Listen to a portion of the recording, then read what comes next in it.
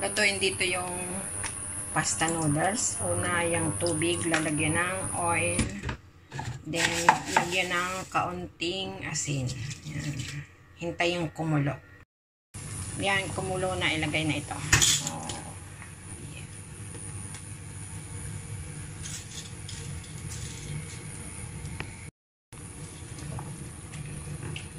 Siyempre, ilubog yan sa tubig para naman tama ang pagkakaluto. Naglagay ng cooking oil, olive. Ayan, may olive oil na yan. Mainit na. So, kasunod ko nilalagay itong slice na garlic. Fry lang siya. Ayan, parang ginigisa lang. Pag mabango na yung bawang, ilagay na itong cherry tomato. Yung cherry tomato, hinati ko lang sa gitna. Yung medyo malaki-laking cherry tomato, dinivide ko sa tatlo. So, may mga cherry tomato na maliit lang, pero ang kinuha ko, itong medyo malaki-laki. Yan, luto na. Lagay ko na dito. Yan. I-drain lang. Yan, haluin lang.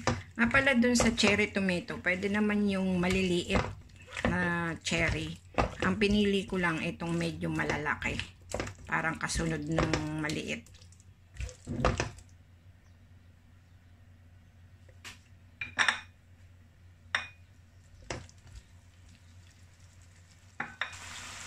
Lagyan ng konting paminta.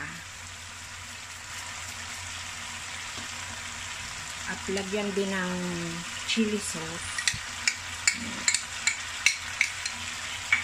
Any brand naman ng chili sauce pwedeng gamitin.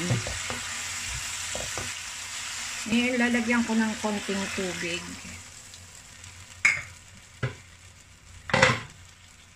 Then, haluin lang. Takpan, hintayin kumulo. Yan, kumukulo na. Haluin lang. Lagyan ng kaunting asin to taste para magkalasa yan. Dadagdagan ko pa ng konting paminta. Yan. And then, haluin lang.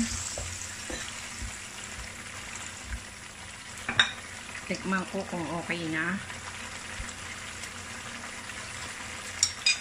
Yun, okay na siya.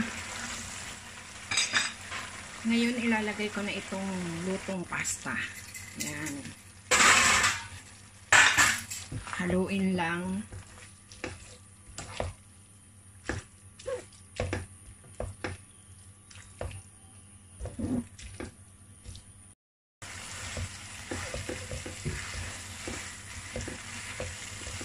Tuloy lang yung halo.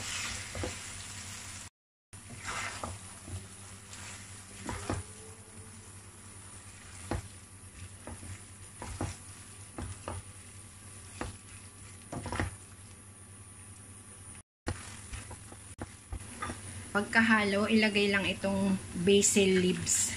Yan. And then, haluin lang.